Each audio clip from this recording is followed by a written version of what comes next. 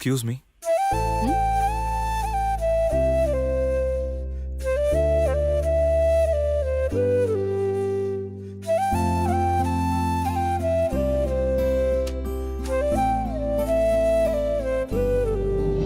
Sir வாங்க sir.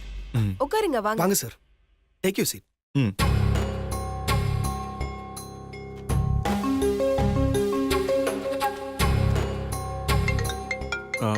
ஒரு நிமிஷம். ஹலோ சக்தி, உன்னை பார்க்க தான் வந்திருக்காரு. என்ன பார்க்கவா? நான் தான் சொன்னேன்ல, அவருக்கு உன்னை ரொம்ப பிடிச்சு போச்சு. உன்னை பார்க்க தான் அவர் வந்திருக்காரு. சும்மா இரு மகி, ஏதாவது உளராத. நான் உளறேனா? நீ வேணா பார்த்துக்கிட்டே இரு. see you. அப்புறம் சார், சக்தி வீட்டு பக்கம் எப்படி? ஒரு வேலையா இந்த பக்கம் வந்தேன். அப்படியே புகழை பார்த்துட்டு போலான்னு வந்தேன். அவரு புகழ பார்க்க வந்திருக்காராம். அப்புறம் புகழுக்கு பிடிக்குமேனு சாக்லேட் டாய்ஸ்லாம் வாங்கிட்டு வந்திருக்கேன். புகழுங்க? அவன் உள்ள ஹோம்ஒர்க் பண்ணிட்டு இருக்கான் சார். இருங்க நான் கூப்பிடுறேன். புகழ், யோகி அங்கிள் உன்னை பார்க்க வந்திருக்காரு, வா. அம்மா, என்ன டிஸ்டர்ப் பண்ணாதீங்க. எனக்கு நிறைய ஹோம்வொர்க் இருக்கு.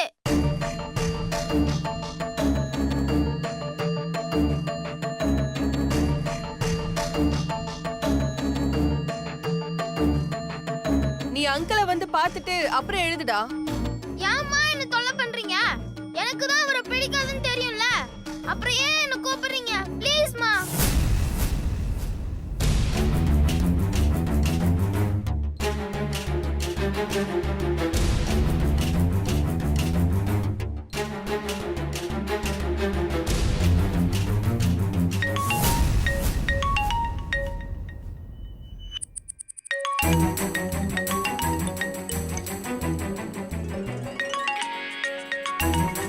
மில்கி மேன் ஃபோன் பண்றேன்னு சொன்னாரு. இந்த டைம்ல தானே ஃபோன் பண்றேன்னு சொன்னாரு. அவர் ஃபோனா தான் இருக்கும். அம்மா, அந்த ஃபோன் எனக்கு தான். இந்த டைமுக்கு மில்கி மேன் ஃபோன் பண்றேன்னு சொல்லியிருந்தாரு. அவர் காலா தான் இருக்கும். என்கிட்ட கொடுங்க. கொடுங்கம்மா, கொடுங்க.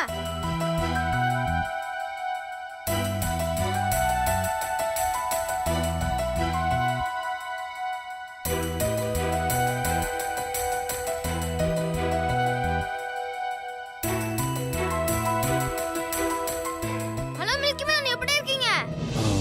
நான் நல்லா இருக்கேன். என்ன மில்கி மேன் ஒரு மாதிரியா பேசுறீங்க? அதெல்லாம் ஒண்ணு இல்ல மில்கி பாய். இல்ல மில்கி மேன், நீங்க ஒரு மாதிரியா தான் பேசுறீங்க. எப்பவும் நீங்க என்கிட்ட எப்படி பேசுவீங்கன்னு தெரியாதா? நீங்க இன்னைக்கு டல்லா பேசுறீங்க. அதெல்லாம் ஒண்ணு இல்ல மில்கி பாய். சரி மில்கி மேன், சாப்பிட்டீங்களா? கேட்குறேனே தப்பா நினைக்காதீங்க. யார் ஃபோன்ல புகழ் இவ்வளோ சந்தோஷமா ஃபோன் வாங்கிட்டு போறான்? மில்கி மேனு புகழோட ஃப்ரெண்டு, சென்னையில் இருக்காரு. அவரோட பேசணும்னா புகழுக்கு ரொம்ப பிடிக்கும். அதான் புகழ் இவ்வளவு சந்தோஷமா வாங்கிட்டு போறான். சார், நீங்க எதுவும் தப்பா நினைக்காதீங்க. சேச்சா, நமக்கு பிடிச்சவங்களோட பேசுறதுல தானே சந்தோஷமே இருக்கு. இதுல தப்பா நினைச்சுக்க என்ன இருக்கு? புகழுக்கு மில்கி மேனை பிடிச்சிருக்கு, பேசுறான். No issues. சரி, நான் கிளம்புறேன். சார், ஏதாவது சாப்பிட்டு போங்க. இல்ல பரவாயில்ல, நான் இன்னொரு நாள் வந்து சாப்பிட்றேன். நீங்க இருங்க, நான் போய்க்கிறேன்.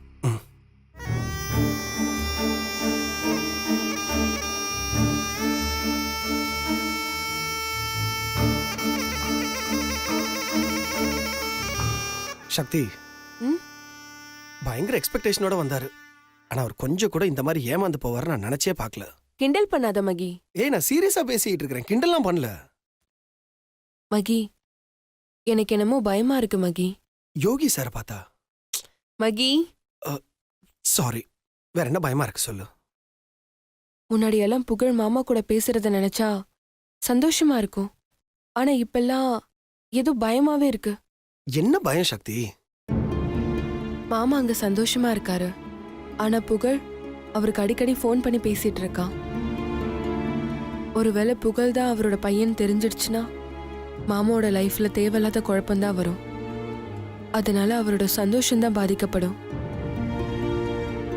இதெல்லாம் நினைச்சாதான் ஒரே யோசனையா இருக்கு மகி.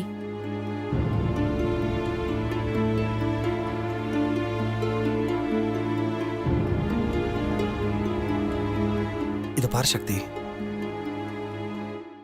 எது நடக்கணும்னு இருக்கோ அது கண்டிப்பா நடந்தே தீரும். புகழ் சிவாட்ட பேசுவான்னு நம்ம கொஞ்சமாவது எதிர்பார்த்தோமா? இல்ல அதுவா தானே நடந்துச்சு. அதே மாதிரிதான் சக்தி எல்லாமே. வரதை மட்டும் நம்ம ஏத்துக்க எப்பவுமே நம்ம தயாரா இருக்கணும். புரியுதா? ம்.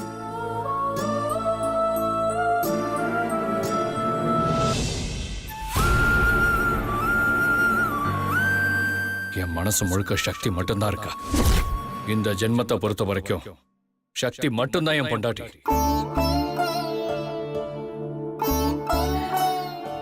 மாப்பிள்ளை கோவமா மேல போனாரே, என்ன பண்றாருன்னு போய் பாப்போம்.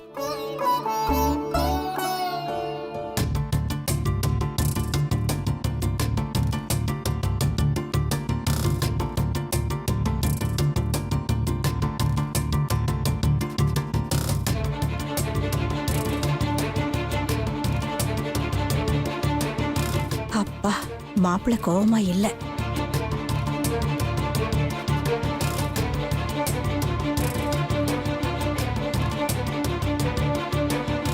சரி, மாப்பிள்ளைக்கு சாப்பிட டிஃபன் கொண்டு வந்து தருவோம். அப்பப்பப்பப்பப்பப்பா, என்னமா பசிக்குதுடாப்பா. ஆ? ஆ? ஆ? ஆ? ஆ?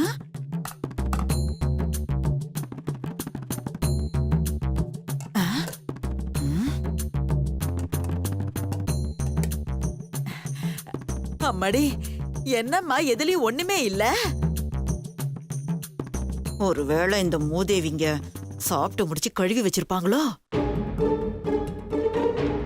இருக்கும், செஞ்சாலும் செய்வாளுங்க. அந்த புத்தியெல்லாம் எங்களுக்கு இல்ல.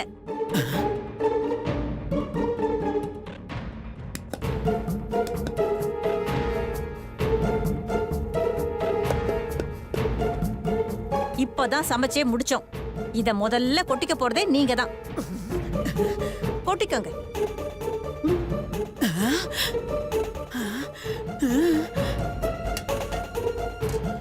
என்னம்மா இந்த பேச்சு பேசிட்டு போறா? நீ சும்மாவே இருக்க? இருமா, அவ ஒரு நல்ல பாம்பு. நாம அடிச்ச கடுப்புல இருப்பா. என்னைக்கு இருந்தாலும் திரும்ப கொத்துவா.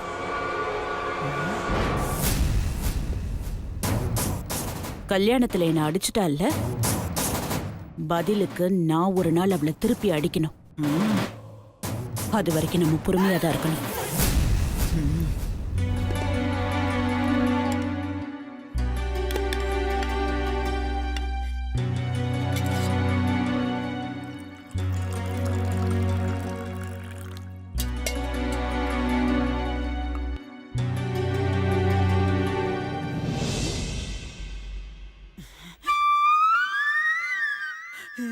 பாத்தியாமா, நமக்கு பழைய சோத்தை வச்சிட்டு அந்த சிவாவுக்கு மட்டும் நல்லா சுட சுட இட்லி எடுத்துட்டு போறா.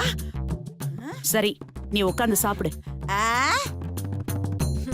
இந்த பார், புலி பசித்தாலும் இந்த புல்லை தின்னாது.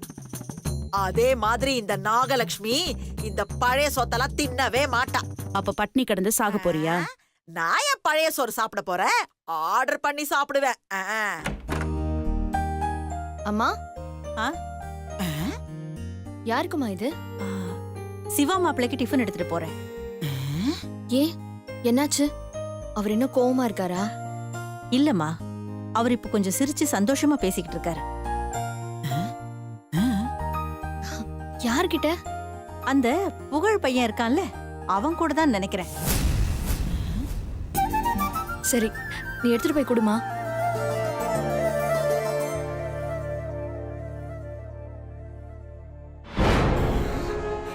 அம்மாடி, பாத்தியா? வர வர அந்த சிவா பையன் அந்த பொடிய கிட்ட அடிக்கடி பேசுறான். அம்மாடி, இவ என்னமோ தான் பெத்த புள்ள கிட்ட பேசுற மாதிரி இல்ல பேசுறான். ஏம்மா ஒருவேளை நாம இல்லாத நேரத்துல இந்த சிவா பைய அப்படி இப்படின்னு ஏதாவது பண்ணிருப்பானோ? சிவா அப்படியெல்லாம் பண்ணிருக்கவே மாட்டான். அவனை பத்தி எனக்கு நல்லாவே தெரியும். இல்ல, எனக்கு என்னவோ அவன் மேல சந்தேகமாவே இருக்கு. அப்போ அவங்க என்ன பேசுறாங்கன்னு போய் கேட்டு வா. இதோ இப்பவே போறேன். அதுதானே நம்ம வேலையே.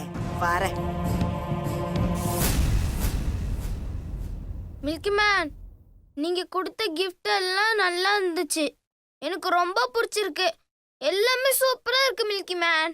அப்படியா மில்கி பாய்? உங்களுக்கு பிடிச்சிருந்தா எனக்கு ஓகே தான். ரொம்ப thanks milky man. My pleasure. ஆனா ஒரு சின்ன வருத்தம் மில்கி மேன். என்ன வருத்தம் மில்கி பாய்? அந்த gift எல்லாம் நீங்களே என்கிட்ட கொடுத்திருந்தா நான் ரொம்ப சந்தோஷப்பட்டிருப்பேன் மில்கி மேன். சாரி மில்கி பாய், ஃப்ளைட்டுக்கு டைம் ஆயிடுச்சு. அதனால தான் நான் கிளம்பி வந்துட்டேன். நெக்ஸ்ட் டைம் வரும்போது உங்க கூட நான் நிறைய டைம் ஸ்பெண்ட் பண்றேன். நீங்க என்னென்ன ஆசைப்படுறீங்களோ அது எல்லாத்தையுமே நான் செய்றேன். ஓகே? Okay milky man. அப்புறம் மில்கி மேன், நெக்ஸ்ட் டைம் வரும்போது நீங்க மறக்காம எங்க அம்மாவை மீட் பண்ணணும். அதான் சொல்லிட்டேனே, உங்க ஆசை எல்லாத்தையுமே நான் செய்றேன்னு.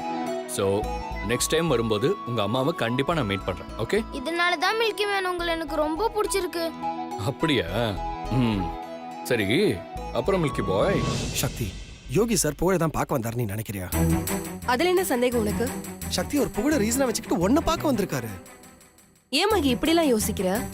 சக்தி பிகாஸ் ஹி லவ்ஸ் யூ. மகி அப்படிலாம் இருக்காது மகி. நீயா அப்படிலாம் கற்பனை பண்ணிக்காத. இது பாரு, நான் கற்பனை எல்லாம் எதுவுமே பண்ணிக்கல சக்தி. நடக்கிற உண்மையை தான் சொல்லிக்கிட்டு இருக்கேன். சரி, அப்படியே இருந்தாலும் அவர் நேரா வந்து சொல்லலாமே. ஆனா சொல்லலையே. சொல்லலேன்றதுக்காக லவ் இல்லைன்னு ஆயிட போதா சக்தி? எவ்வளவோ காதல் சொல்லி அழிஞ்சதை விட சொல்லாம அழிஞ்சது தான் ஜாஸ்தி. மகி, நீ சொன்ன மாதிரியே இருக்கலாம். ஒருவேளை யோகி சார் என்ன ஃபர்ஸ்ட் டைம் ரோட்ல பார்த்தப்போ அவருக்கு என்ன பிடிச்சிருந்திருக்கலாம். அப்போ என்ன அவர் விரும்பி இருக்கலாம். அதனாலதான் அவர் கார்ல நான் மிஸ் பண்ண கச்சீஃப்ல அவர் ஐ லவ் யூ சக்தின்னு எழுதி அவரோட ரூம்லயே வச்சிருக்காரு. நான் ஹோலி பண்டிகைக்கு அவர் வீட்டுக்கு போனப்போ அவர் கபோர்ட்ல இருந்ததை பார்த்தேன். அப்புறம் என்ன கன்ஃபார்ம் ஆயிருச்சு? இல்ல மகி, அதெல்லாம் அப்போ இருந்திருக்கலாம். ஆனா எப்போ எனக்கு கல்யாணம் ஆகி புகழ் இருக்கான்னு தெரிஞ்சதும் அப்பவே அவர் மனசை மாத்திருக்கலாம். எல்லாமே இருக்கலாம் நீ அப்பையில இருந்தே சொல்லிக்கிட்டு இருக்க. ஆனா கன்ஃபார்ம்டா இருக்குதுன்னு உன்னால சொல்ல முடியுதா சொல்லு? மகி, யார் மனசையும் நம்ம புரிஞ்சுக்க முடியாது மகி. ஆனா யோகி சார் பிசினஸ் மேன். எந்த ஒரு விஷயத்தையும் வழவழ கொழன்னு பேச தெரியாது. வெட்டு ஒண்ணு துண்டு ரெண்டாதான் அவருக்கு பேச தெரியும். அப்படிப்பட்டவர் என்ன லவ் பண்றாருன்னா அது சொல்றதுக்கு ஏன் தயங்கணும்? டைரக்டா வந்து சக்தி எனக்கு உன்னை பிடிச்சிருக்கு, உன்னை கல்யாணம் பண்ணிக்க நான் ஆசைப்படுறேன்னு சொல்லிருக்கலாம்ல. அப்படி எதுவும் சொல்லலனா அவர் மனசுல அப்படி ஒரு எண்ணம் இல்லைன்னு தானே அர்த்தம். அது மட்டும் இல்ல, இஸ் a gentleman. சக்தி, உன்னை நீ என்ன வேணாலும் சொல்லி சமாதானப்படுத்திக்க. எனக்கு அதை பத்தி கவலை இல்ல. ஆனா கன்ஃபார்ம்டா ஒரு நாளைக்கு வந்து அவர் உன்னை லவ் பண்றேன், உன்னை கல்யாணம் பண்ணிக்க ஆசைப்படுறேன்னு சொல்லதான் போறாரு. நீ வேணா பாத்துக்கிட்டே இரு. ஒருத்தர் யார வேணாலும் காதலிக்கலாம். அது அவங்களோட தனிப்பட்ட விருப்பம். அது யாரும் கேள்வி கேட்க முடியாது. முதல்ல நீ அதை தெரிஞ்சுக்கோ. அவர் என்ன விரும்புறாருங்கிறது அவரோட தனிப்பட்ட விஷயம். அவர் என்ன விரும்புறாரா இல்லையான்னு அவர்கிட்ட என்னால கேட்கவும் முடியாது. அப்படி கேட்டாலும் அது தப்பு. அத பத்தி அவர் என்கிட்ட பேசினார்னா அப்ப எனக்கு அதுல விருப்பம் இல்லைன்னு நான் சொல்லிருவேன். அது வரைக்கும் அவர் என்ன லவ் பண்றாருன்ற டாபிக்க நம்ம பேச வேண்டாம் மகி.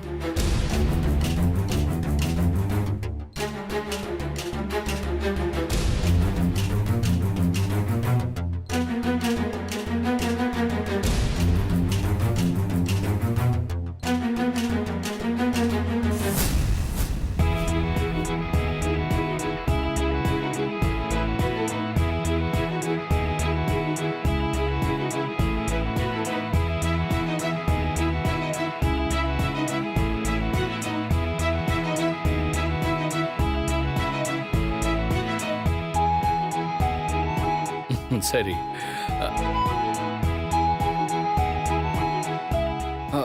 வாங்க அத்தை. மில்கி பாய், நான் அப்புறம் பேசுறேன். ஓகே, பாய். அத்தை, எப்போ வந்தீங்க? ஏன் அங்கேயே நின்னுட்டீங்க? நீங்க ஃபோன் பேசும்போதே வந்துட்டேன் மாப்ள. சாரி அத்தை, நான் கவனிக்கல. அத நான் கவனிச்சேன். இல்ல மில்கி பாய் கிட்ட பேசிட்டு இருந்தேன், அதான்.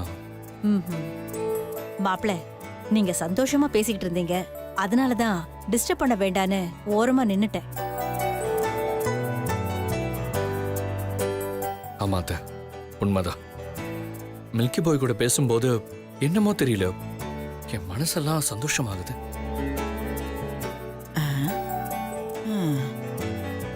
சொல்லப்போனா இந்த உலகத்தை நான் மறந்துடுறேன் அத்தை. நீங்க இப்படி சொல்றத கேட்கும்போது ரொம்ப சந்தோஷமா இருக்கு மாப்பிள. சரி, சாப்பிடுங்க. ஆ, அத்தை நான் கீழே வந்திருப்பேன் அத்தை. பரவாயில்ல, இங்கேயே சாப்பிடுங்க. நீங்க சாப்பிடுங்க.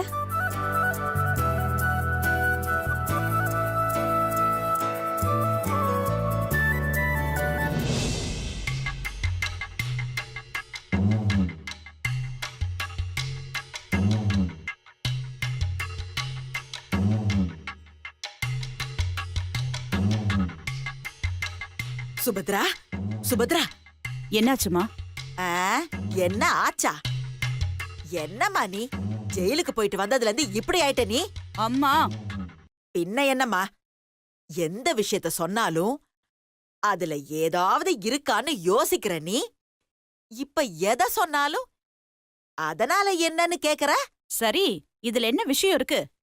எனக்கென்னமோ ஆ, அந்த புகழ் சக்தியோட பையனா இருப்பானோன்னு தோணுது. லூசு மாதிரி உளராத. அம்மடி, டெல்லியில தமிழ் பேசுற பையன், ஆ, அவனுக்கு அப்பா வேற இல்ல. ஆ, இதையெல்லாம் கனெக்ட் பண்ணி பாரு. அப்படி பார்த்தா டெல்லியில இந்த மாதிரி நிறைய பேர் இருப்பாங்க. அப்ப அவங்களெல்லாம் சிவாவோட பையன்னு சொல்லுவியா? ம், அவன் சக்தியோட பையனா இருக்க வாய்ப்பே இல்ல. இல்லன்னு மட்டும் சொல்லாத, இருக்கலாம்னு சொல்லு. எப்படிம்மா சொல்ற?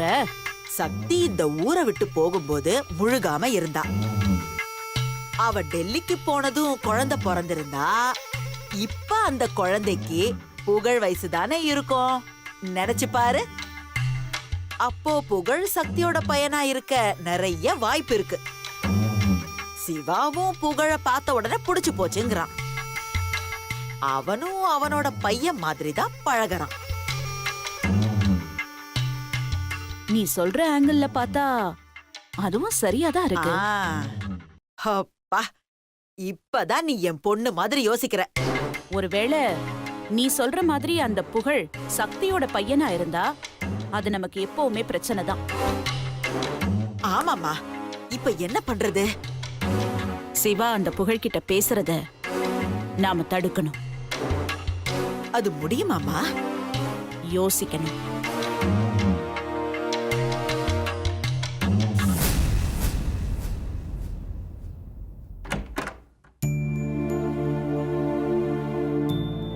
இவ்வளோ நாள் நாம் மீனாட்சி கிட்ட சொல்லாமல் மறைச்சது தப்பு.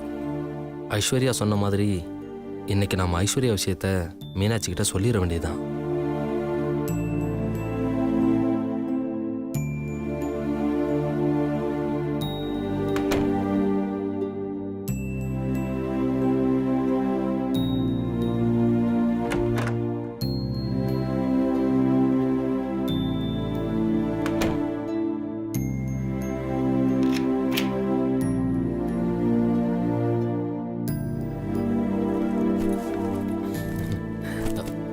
மீனுக்குட்டி,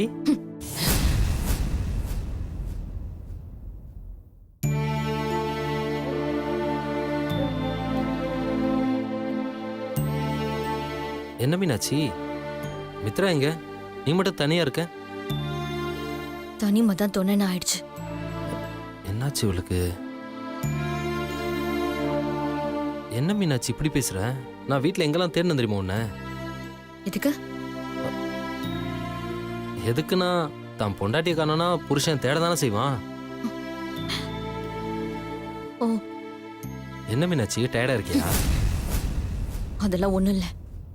இல்ல ரொம்ப டல்லா பேசுறியா, அதான் கேட்டேன். அதான் எதுவும் இல்லைன்னு சொல்லிட்டேன்ல. ஓகே, அப்ப சரி. நான் உங்ககிட்ட ஒண்ணு சொல்லணும். மீனாட்சி, நமக்குள்ள என்ன ஒரு ஒத்துமை பார்த்தியா? நானும் உங்ககிட்ட ஒரு விஷயம் சொல்லலான்னு தான் வந்தேன். நீயும் ஒரு விஷயம் சொல்றதுக்காக காத்துக்கிட்டு இருக்க. சரி, நீயே முதல்ல சொல்லு. இல்ல, நீங்க ஏதோ சொல்லணும்னு சொன்னீங்கல்ல, முதல்ல அதை சொல்லுங்க. நான் சொல்ல போகிற விஷயத்தை கேட்டு நீ கோவப்படக்கூடாது, என் மேலே ஆத்திரப்படக்கூடாது. அதே நேரத்தில் அதை கேட்டு நீ வருத்தப்படக்கூடாது. ஏன் அவ்வளோ பெரிய விஷயம் சொல்ல போறீங்களோ? இல்லை, நான் சொல்ல போகிற விஷயத்த நீ எப்படி எடுத்துக்க போகிறன்னு தெரியல.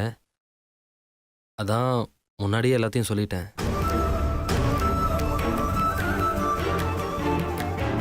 முன்னாடியே எல்லாத்தையும் சொல்லியிருந்தா பிரச்சனையே இருந்திருக்காது. என்ன மீனாட்சி? ஒண்ணும் இல்ல, நீங்க சொல்லுங்க. அது உன் தங்கச்சி ஐஸ்வர்யா. நிறுத்துங்க. ஐஸ்வர்யா பத்தி நீங்க எதுவும் பேச வேண்டாம். ஏன் மீனாட்சி? ஏன்னா எல்லாமே எனக்கு தெரியும். நீங்க எதுவும் சொல்ல வேண்டாம்.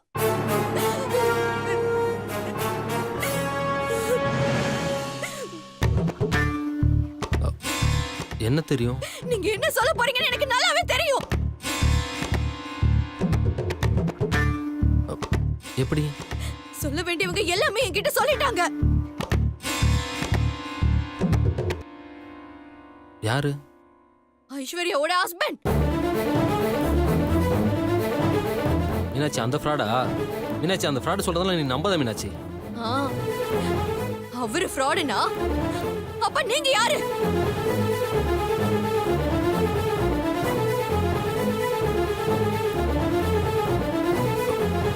மீனாட்சி, அவரு சொல்றத நம்ப கூடாதுன்னா நீங்க சொல்றதெல்லாம் நம்பி நம்பி தானே நான் இந்த நிலைமையில வந்து நிக்கிறேன்.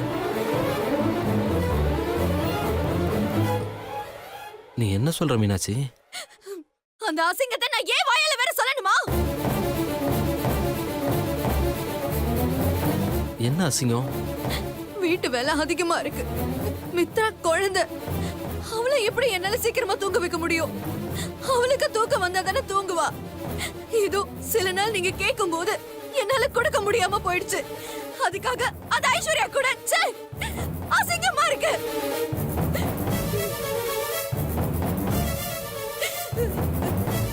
இத்தனை நாள் உங்க கூட வாழ்ந்த வாழ்க்கைக்கு அர்த்தம் இல்லாம பண்ணிட்டீங்க.